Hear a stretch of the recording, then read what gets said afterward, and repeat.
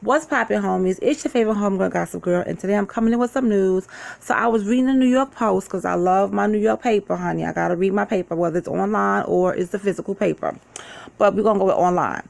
So it says here, a body of missing rapper found in the trunk of his friend's car following the crash. Now, first of all, the body is a rapper is missing, okay? And it's found in the trunk of his friend's car.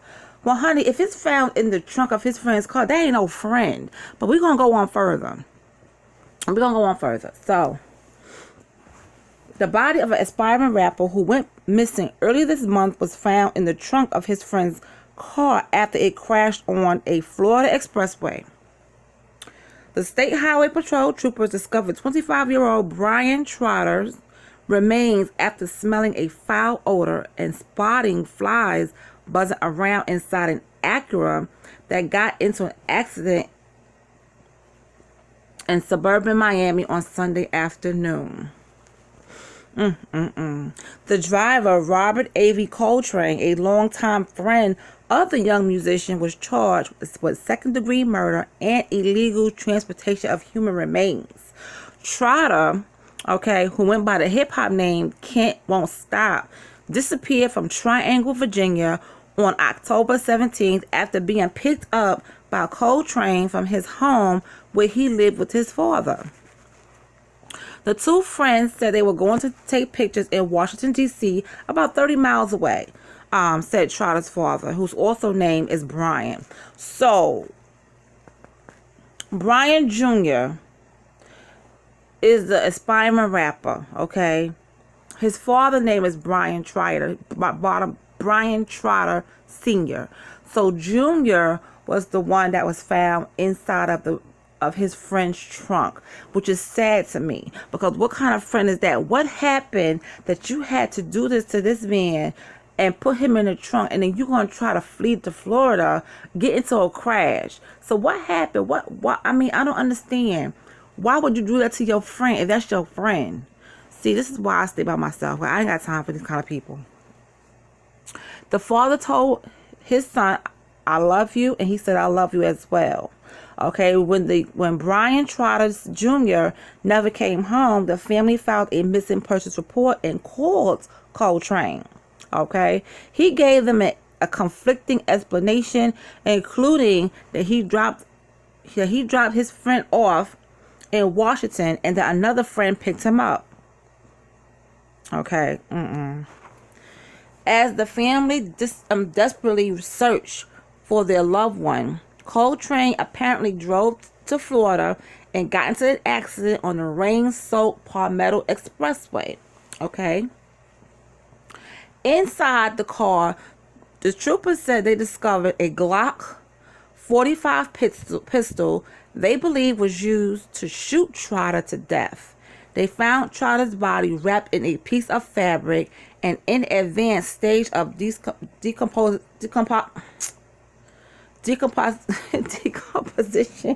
Oh, sorry.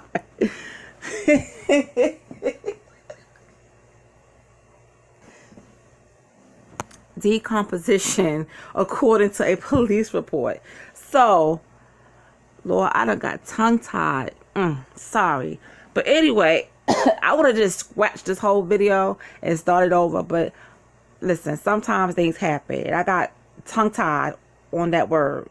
So it's decomposition. But my thing is, you shoot your friend, okay? You shoot your friend. And then you wrap him in fabric and put him in your trunk. Like, first of all, you're not a friend to him. What was your reason for doing this? If y'all got into an altercation or you didn't like what he was saying, there's ways to handle. Why do people pick up a gun so quickly to solve a problem? Nobody on this earth have a right to take anyone's life because they feel like it or whatever the situation is. I just don't understand that.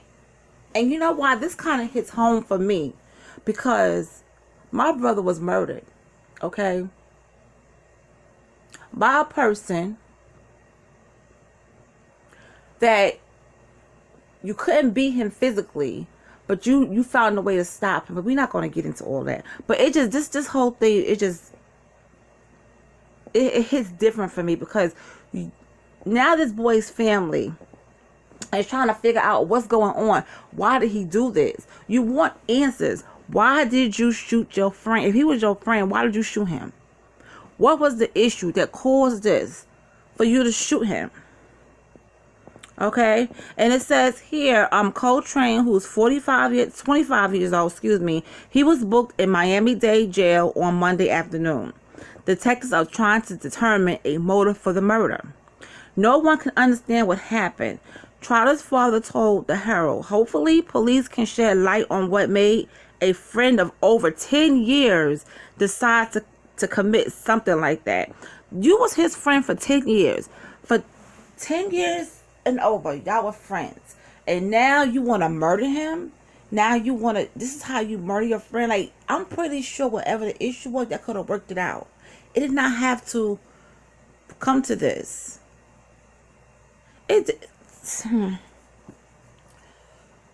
Sometimes when situations happen, it could be your own family or it could be your own friend. And that's why I just keep things short and sweet with people. As my grandma would say, I feed a person with a long handled spoon. I am in no, I just don't like, when I hear stuff like this, it bothers me, because it's like the word friend, that's supposed to mean something. Because eventually, I'm pretty sure they felt like family to each other. Sometimes when you are friends with somebody for a long time, you start to feel like family, like bros or sisters or cousins to each other. You get what I'm saying? And for him to do this to his friend that he's known for over 10 years, that sucks. And I feel for that family. Okay? But basically, I feel for both families. I feel for the family that the guy that took the other guy's life, because they going through something, because they don't understand why he would do that to a friend. And then they feeling some kind of way for their family. They probably feeling, hurt and pain for the other family, but yet Coltrane, makes it hard. You gotta be careful when something like this happen and your sibling or your family member did something to hurt another person's family member. They're not gonna want to hear from you, or they're just gonna want to know why. Even though you didn't do this, but Coltrane did, it's like it makes it hard for on both sides of the family, because at the end of the day, Coltrane is still alive. He's still got his mother and father. He's still here in the physical. Brian is not. Brian is not here in the physical. That family has to schedule his funeral, his burial, his wake, all of that. They got to go through all of that. They are grieving. It's like, it's crazy. It's just really crazy. And I don't understand why Coltrane would shoot his friend. He's 25 years old. So you mean to tell me y'all known each other for since y'all was 15? I'm pretty sure whatever it was, you could have worked it out. I don't understand. I don't understand why. What is this? Oh my God. Seriously? This world, man, I just don't understand what it's coming to. What is this world coming to? You kill your friend, put him in a trunk, and you drive to Florida, then you get into a crash, and you just leave the body there. You didn't know that somebody was going to come.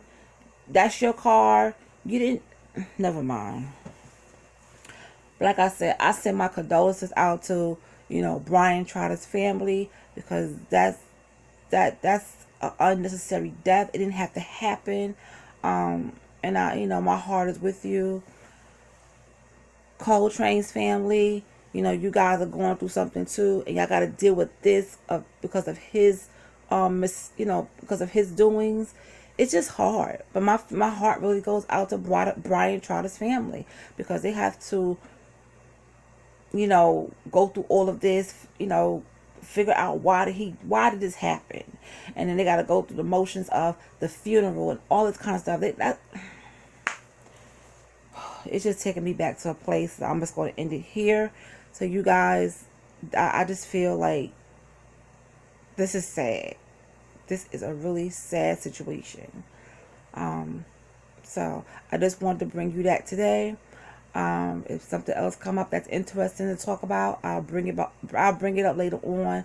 So this is all I got. This is all I got for right now. So you guys have a great day. Sorry for getting tongue tied in there, but I didn't feel like scratching this video and doing it over. So it is what it is. But yeah. Oh Lord have mercy. I tell you.